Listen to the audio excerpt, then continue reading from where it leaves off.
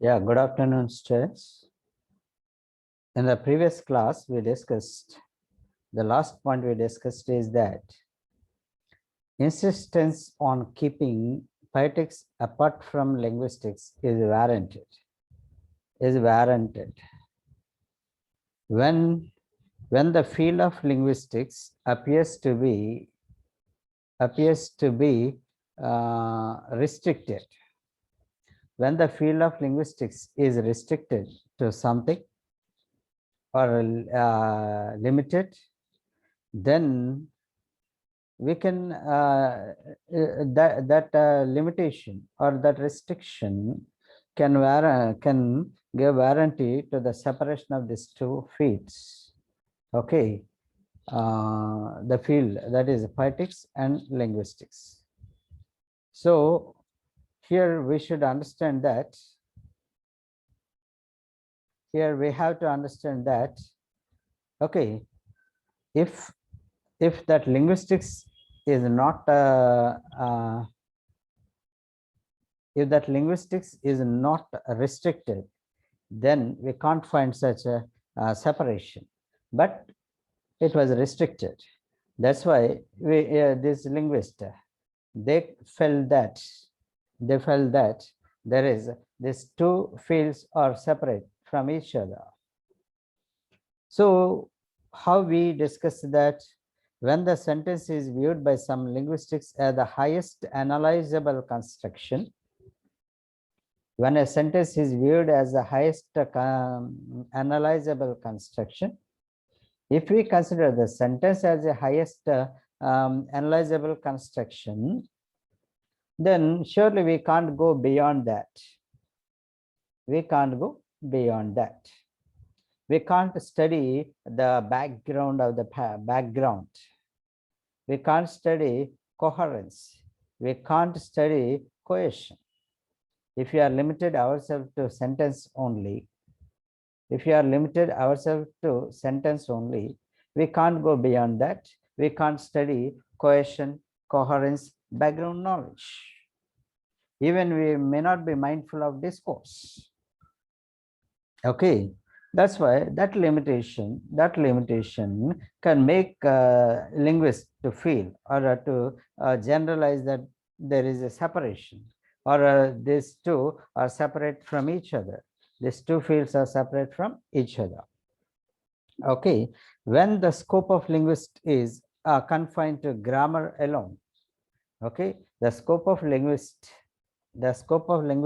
is limited to or confined to grammar alone, then we may think, or it may lead to the separation of poetics from linguistics. Okay, so in fact, beyond grammar, we study in linguistics.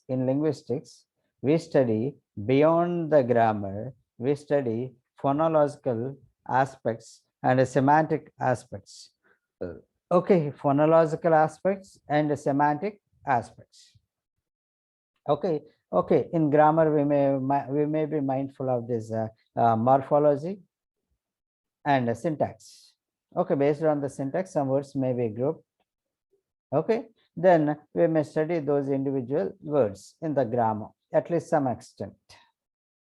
So what does it mean? We are limiting only two. We are limiting ourselves. Okay, this linguistics is limited to morphological study and syntactical study. Even it is not a completely morphological study. We may study just in the grammar, we may study the parts of speech. And what are the synonyms and antonyms? What are the homophones and homonyms and homographs? Likewise, our subject or the scope of this linguistics may be limited. If it is limited, then we can find if it is limited, then we can find such separation. But in fact, okay, the linguistics is not limited to that particular grammar alone. Okay, Even this linguistics went beyond this sentence, in fact. Okay, so no doubt, no doubt, for any speech community, no doubt, for any speech community, for any speaker, there exists a unity of language. There exists unity of language. Within that speech community, there is a unity of language. Okay, because this language is okay, accepted, commonly accepted, commonly accepted, okay, retrieved and habituated or conventionalized process. Okay, so in that situation, no doubt there may be unity in the language among all the members of the speech community. Even for any individual speaker, he has to have, he has to be very careful, or he has to know what is that unity of the language, what other people may understand, what is the commonly understood and commonly accepted by all the members of that speech community. This is what the individual speaker must know.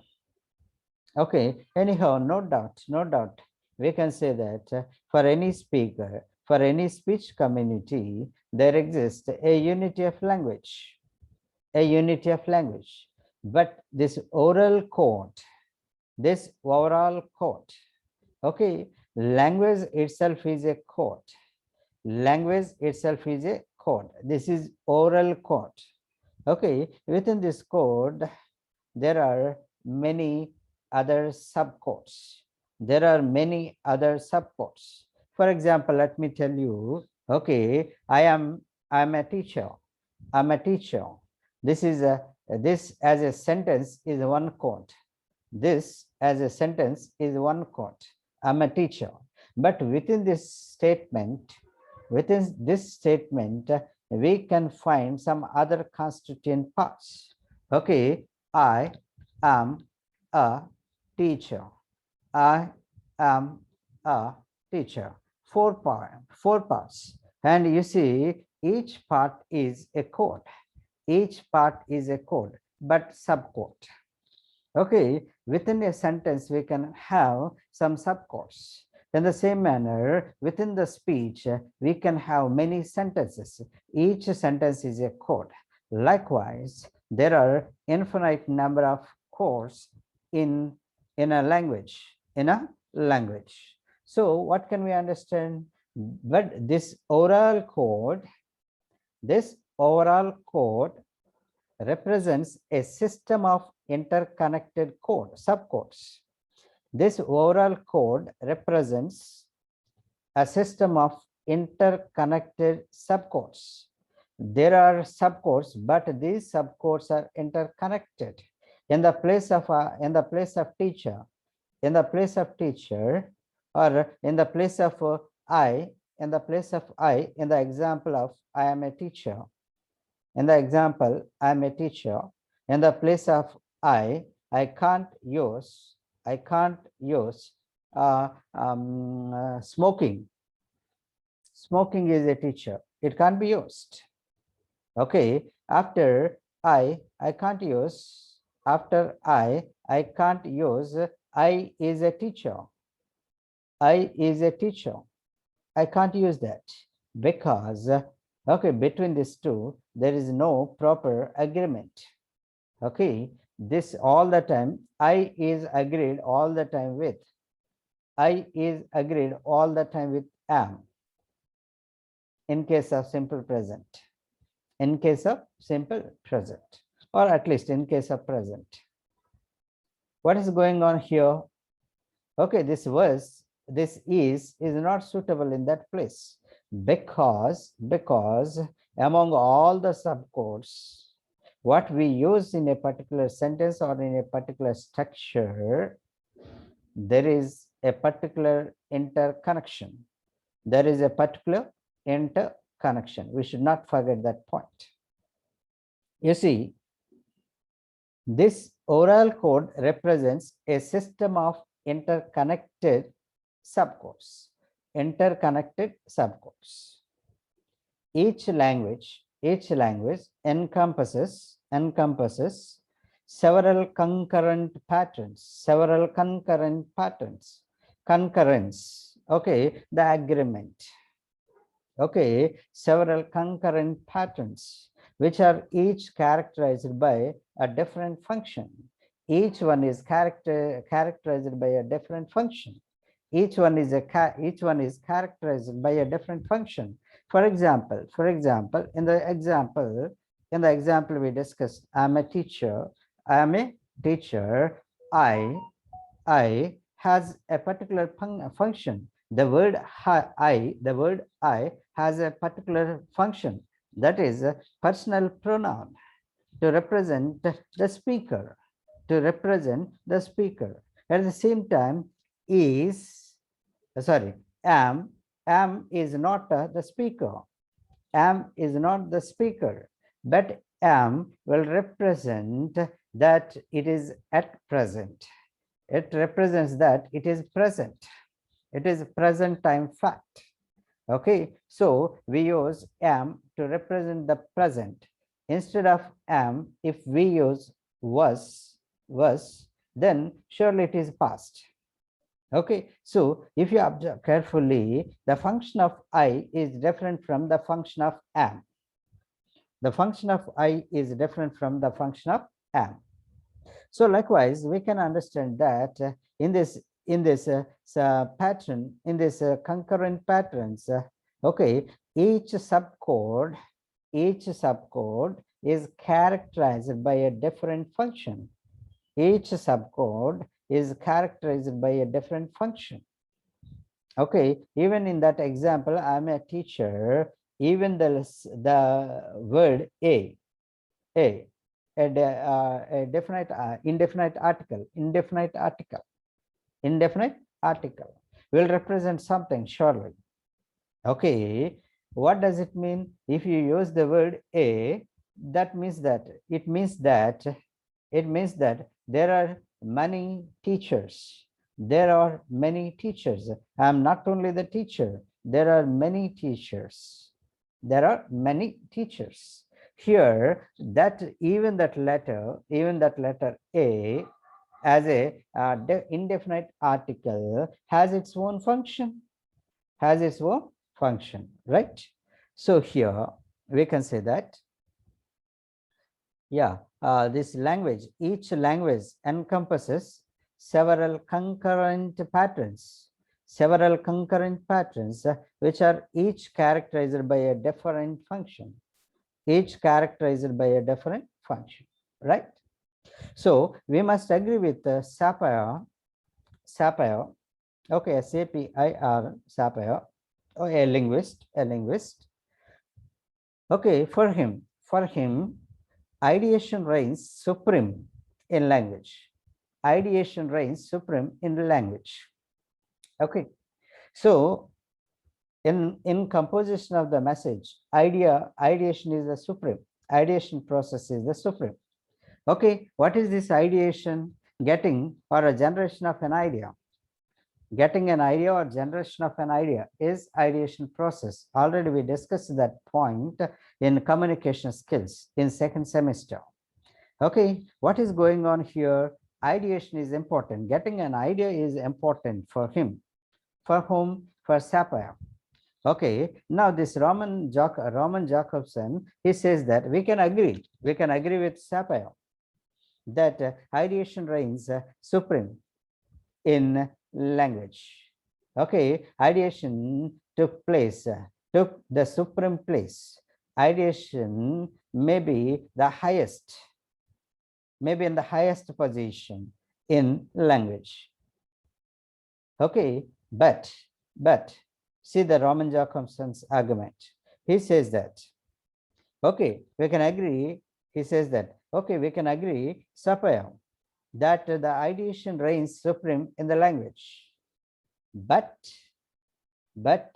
this supremacy does not authorize linguists This supremacy does not authorize linguists to disregard the secondary factors. The secondary factors, as it is the highest factor, as it is the supreme factor in that language, it doesn't mean that we can neglect all other factors. It doesn't mean. It doesn't mean that we can neglect the secondary factors. We can disregard the secondary factors. Okay, for example, in the classroom, if one student is a brilliant, and if he or she tops in the class, okay, then what is the task of the teacher? Okay, can teacher only teach that topper? No, for all the students are important.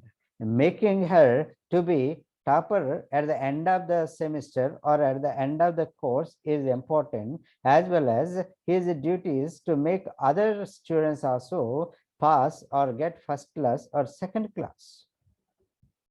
Okay, as he focused on the topper, it doesn't mean that he may neglect the secondary or the dull students.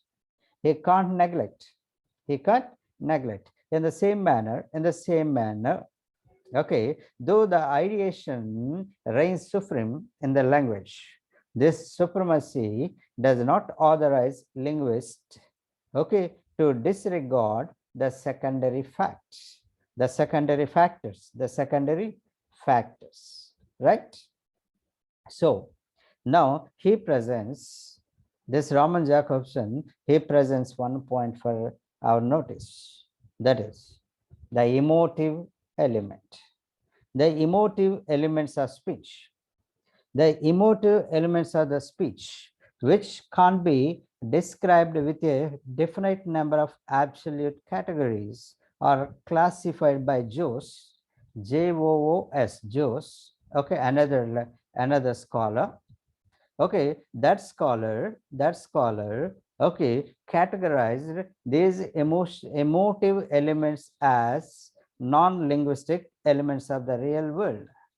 This Joos, okay, Joos, Joos, okay, this Joos, okay, he classified, try to understand this point. He classified, okay, this emotive elements of speech as non-linguistic elements of the real world. Non-linguistic elements of the real world. Okay, so what are those emotive elements? What are those emotive elements? Okay, for example, let me tell you one point, that one example, W-O-W, W-O-W. This is the word wow. Okay, wow. W-O-W, wow. In simple manner, you can express that wow. But most of the times we use that word in exclamation. Okay, in interjection sentences, in interjections, we use, okay, wow, wow. What does it mean? Is there such long spelling wow like that? No, it is simply the spelling W-O-W. Okay, the same spelling can be uttered as wow, and even we can utter as wow. What does it mean? This is out of the emotion. This is out of the emotion. Wow, wow. This is out of the emotion. That is emotive expression. Emotive expression. So that may be emotion, may be surprise, emotion may be anger, or emotion may be any other agony, whatever it may be. Okay, maybe pathetic, maybe sympathetic, whatever it may be. Okay, so these are all emotive. But Joos, Joos, Joos, another scholar, he classified these emotive elements of the speech as, okay, non-linguistic elements of the real world. But Roman Jacobson, he does not agree with that point. Okay, as they thought like that, as such scholars thought like that, hence for us they remain vague. As they thought like that, for us, they remain vague. Okay, and fluctuating phenomena. Fluctuating phenomena. It seems. Okay, wow. It seems a fluctuating phenomenon, right? So he concludes, which we refuse to tolerate in our science, which we refuse to tolerate in our science because of those expressions. Okay, as those expressions are like that. Okay, as they are non-linguistic elements. Okay, the we can't tolerate. We refused. We refuse, or the scholars refuse to tolerate, okay, in our science, that is in linguistics. In linguistics, tolerate in the sense, actually be patient, okay, or bear, we can say. But here in this context, we can say we can't bear. That means we can't include it. We can't include that. We couldn't include that. Okay, here what is this? They remain vague and fluctuating phenomena. Such emotive elements, okay, remain vague and fluctuating phenomena. That's why they were not considered. They were not considered in linguistics. They were not included in linguistics. That is the problem. That is the problem. Now, this Roman Jakobson came to the point, okay, another point, why these poetics were not included in this linguistics. He says that because of this separation, because of this classification as non-linguistic elements, okay, it was not included in our science. The study of these emotive elements were not included in this science, that is in linguistics. Okay, so what does it mean in the literature? In the literature, most of the expressions are emotive. In literature, most of the expressions are emotive. Out of the emotion, such expressions were given, or such expressions were made. Okay, so because of that emotive element, okay, this poetics was not included in this science. Okay, so of course, Roman Jakobson says that Joyce is an expert. Joyce is an expert in reduction experiment. Of course, he may be an expert in reduction experiment, but his expulsion of the emotive elements from linguistic science is a radical experiment in reduction. It is a radical against the rule. Okay, it may be entirely opposite, entirely opposition. Okay, so his expulsion, this Joes, okay, the scholar, he expelled the emotive elements from linguistics.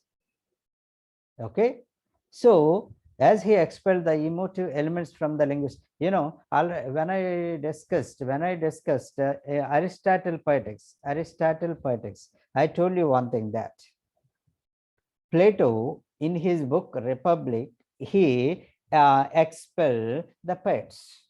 He expelled the poets from his book. Okay, he didn't consider, or he didn't take this poet into the consideration. In the same manner, this Joes, he also expelled the emotive elements from the science, from this linguistic science, in his experiment, reduction experiment. That's why this Roman Jakobson, he says that it is radical experiment. It is radical experiment, right? So he says that, Roman Jakobson says that language must be investigated in all the varieties of its functions. Language must be investigated in all the varieties of its functions, right? not only a particular function. The linguist or the science of language, the linguistics, should not be based on only some functions of the language, only some functions of the language. That is the argument of this Roman Jacobson. That is the argument of this Roman Jacobson, right? So here he says that language must be investigated in all the varieties of its function, in all the varieties of its function, not only a persuasive function, not only informative function, okay, not only motivative function, okay, not only controlling function, even other functions should be considered. Okay, yeah, in the linguistics we may study, how the sounds may give the information, how the sounds may give the information, how these sounds can make the meaning, okay, clear, and how these sounds or these sentences or these words can make others react, can make others work, okay, with imperative sentences, with imperative sentences, okay. And sometimes by convincing words we can convince the people, okay, we can persuade the people. That is also another function of the language. Among them there are other functions like this emotive function, like this emotive function. So what can we understand? What can we understand? Okay, this Roman Jacobson says that the linguistics, okay, must be, or the language must be, okay, investigated in all varieties of its function in linguistic study. Okay, the language must be investigated in all the varieties of its functions, all the varieties of its functions. Okay, for example, if you take a word, okay, that is a cat. Okay, if you take a word cat, okay, and then what are the aspects, what are the different dimensions of that word cat? Okay, there is a, okay, physical property, there is a physical property. We can say, we can utter that with the word, with the sound cat, cat, though there is cat written on paper, though there is a cat written on paper, we can utter that as cat. We are attributing the phonological property, okay, and we can find the structure as a consonant, vowel, and consonant. That is a, okay, syntactical property, okay. Then semantic, cat, okay, represents a particular, okay, cat represents a particular animal, a particular animal, okay. That is semantic, that is semantic, okay. So even we can consider, even we can differentiate this cat from other sounds, rat, mat, bat, okay, phonological difference, phonological difference, okay. Yeah, even that cat may be black or white, okay, that cat may be black or white. Even from that perspective we can understand. So by taking, dear students, by taking simply one word cat, we can study all these aspects, we can study all these aspects: phonological, morphological, syntactical, semantical, pragmatic, and sociological. Likewise, there are certain aspects, okay. In the same manner, dear students, here we can understand that there are different varieties of its function. we should find all the varieties of its function, the function of the language, the functions of the language. Okay.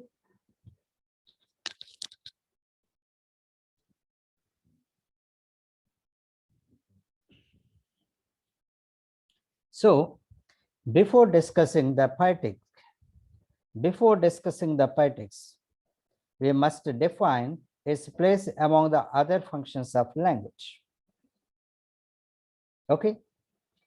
Okay. First, we should know what are the other functions of the language. What are the other functions of the language? And then we should try to find what is this poetic function and what is the place of poetic function. What is the place of poetic function? Okay. At the beginning itself, okay, Roman Jacobson made a clear statement that okay, poetics is an integral part of linguistics. Okay, in order to prove that statement, he is trying to clarify all the doubts, and he is trying to give a proper, or he is trying to establish a proper relation between poetics and linguistics. Poetics and linguistics. Okay, if the poetic function is a function of the language, if the poetic function is the function of a language, okay, or if the poeticity is a function of a language, or this literariness is a function of a language, then as it is a function of the language, the linguistics must study that function also. The linguistics must study that function also, right? So dear students, here an outline of these functions demand a concise survey of the constitutive factors in any speech event, in any act of verbal communication. Okay, now we have to investigate. We have to find an outline of these functions, demands. To understand, to have an outline of these functions, okay, it demands a concise survey of constitutive factors in any speech event, in any act of verbal communication. So first we should go back to verbal communication, right? So dear students, Lavanya.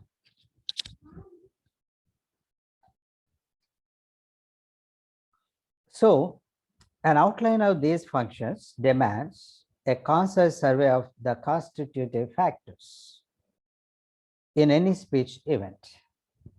What are those factors and what are the functions of those factors? And finally, what are the different varieties of the functions of this language? Among them, what is the place of this poetics or a poetic function? The poetic function.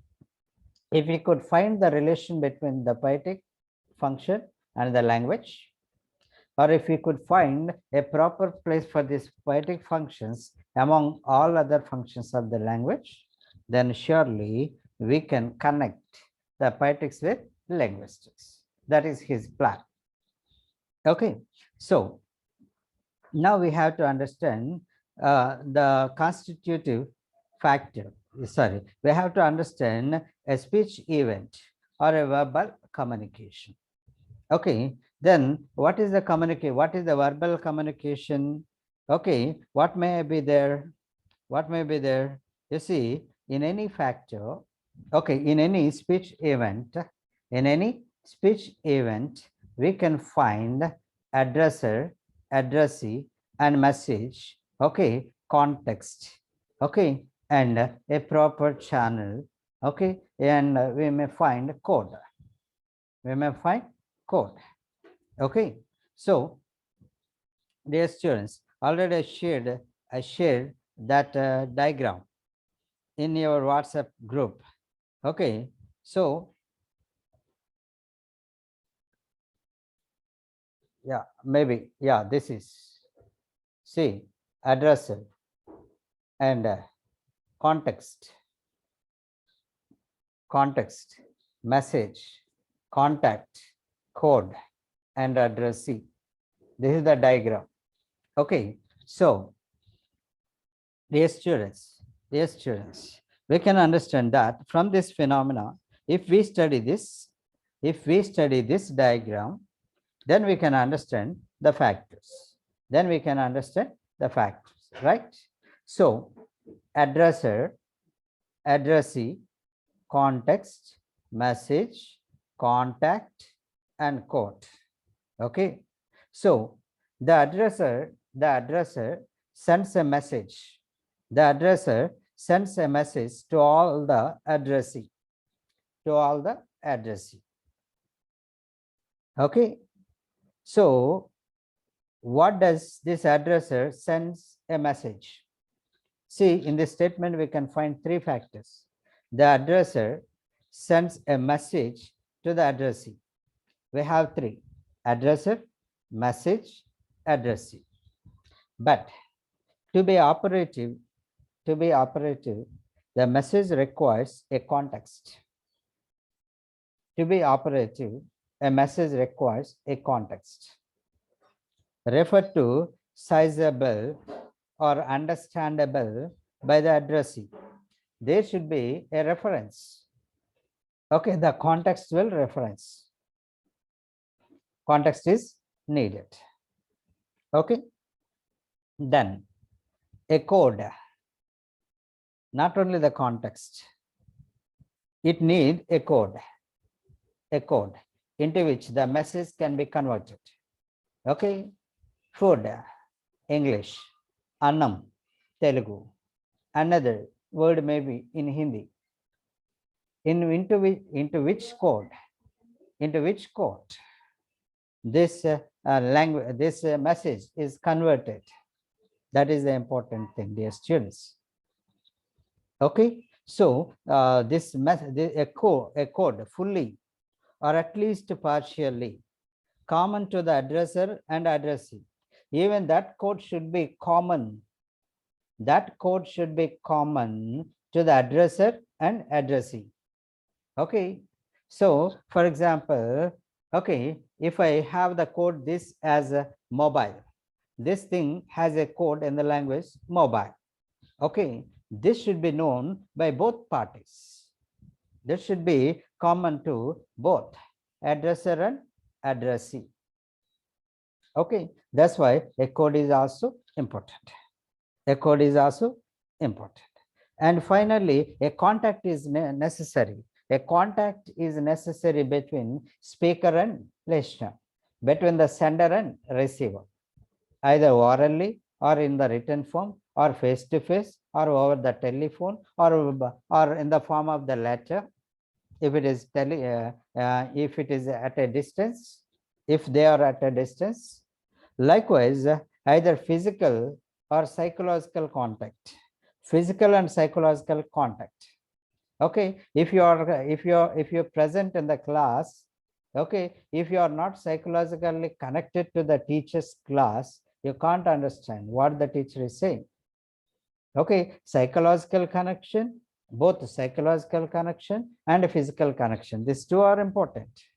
That's why the contact is also important. Dear students. Okay, so here we can understand. These are six factors. These are the six factors we can find. Okay, the addresser sends a message to the addressee. Okay, the addresser, message, addressee, three factors. Another one, context, and another one, code, and the last one, okay, this context, that is context, a reference. This is contact, the bond, the connection, we can say. So finally, a contact A physical channel or a psychological connection between the addresser and addressee enable both of them to enter and stay in communication. Enable both of them to enter. Enable both of them. This contact, this physical or psychological contact enables the both of them to enter and stay in communication. Okay, so all these factors involve in verbal communication. All these factors involve in verbal communication. Okay, so they are addressee, context, message, contact, code, and addressee. Addresser, addressee. Between these four: contact, message, context, and code. You see, each of these six factors determines a different function of language. Each factor, okay, tests different function.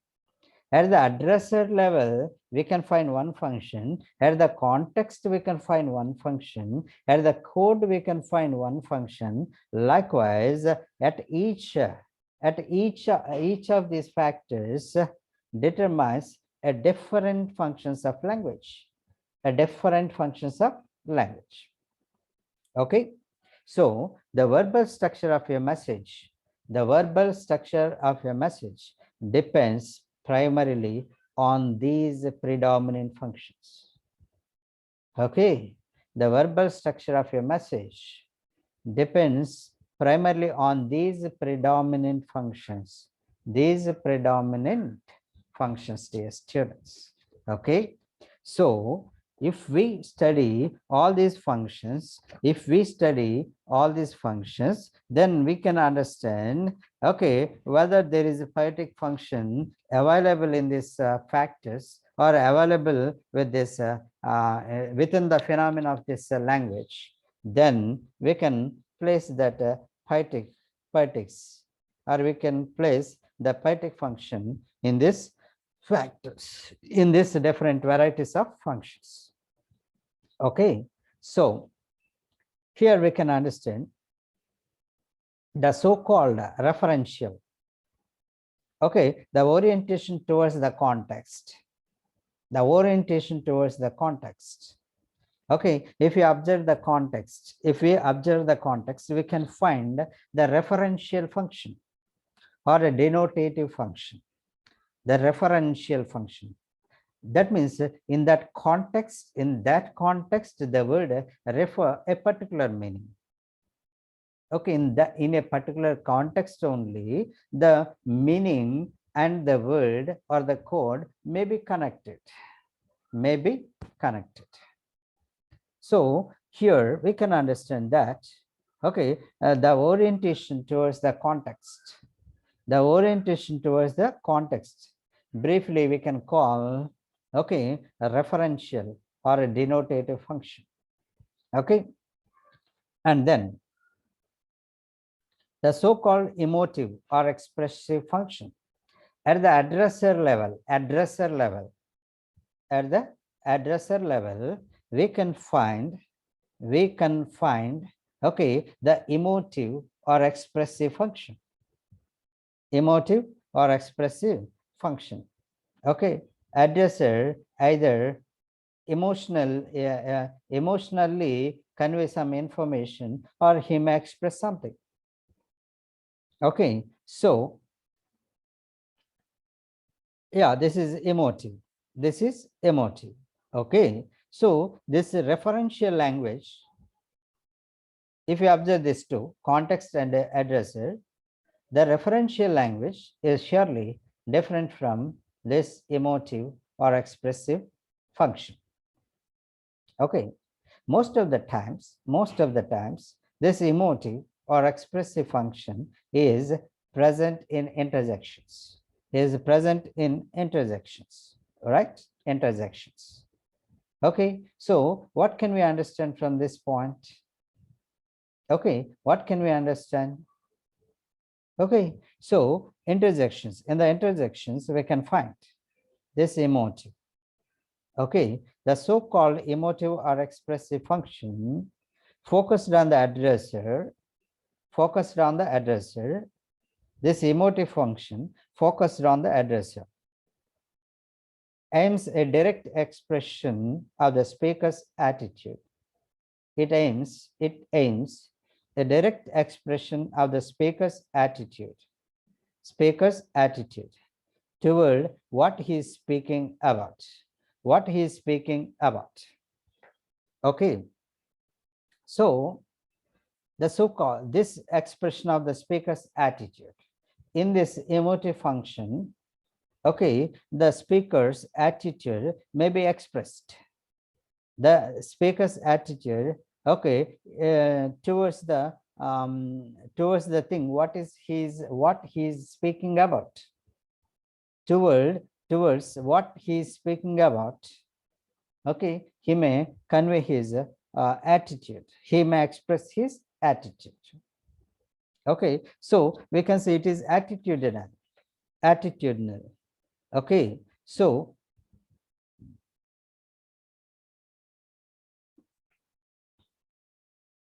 then, so it tends to produce an impression. It tends to produce an impression of a certain emotion.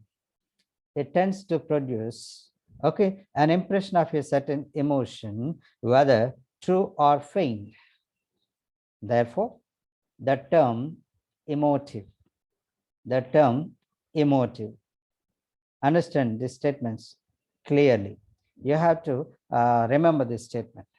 The term emotive was launched and advocated by Marty, M-A-R-T-Y, Marty. Okay, so the term emotive, launched and advocated by Marty, has proved to be preferable to emotional. Okay, emotive. The word emotive is preferably called as emotional. Okay, now we can understand what is emotive. Emotive is simply emotional. Emotive is simply emotional. Okay, dear students. But Juice, okay, he excluded, okay, he expelled this emotive function. Okay, already I told you, Juice is expected, but he's an expert in that reduction experiment. But his expulsion of the emotive element, his expulsion of the emotive element is radical experiment. He expelled the emotive element from the linguistics. Okay, that is radical. That is against the fact. That is against the fact. Extreme. He went extremely opposed. He went extremely and opposed the fact. Okay, that's why this Raman Jacobson, he says that by giving that statement. Okay, what this Marty gave or launched and termed. Okay, so that is emotive can be preferably called emotional. Okay, so the remaining functions of the other factors we shall discuss in the next class, dear students.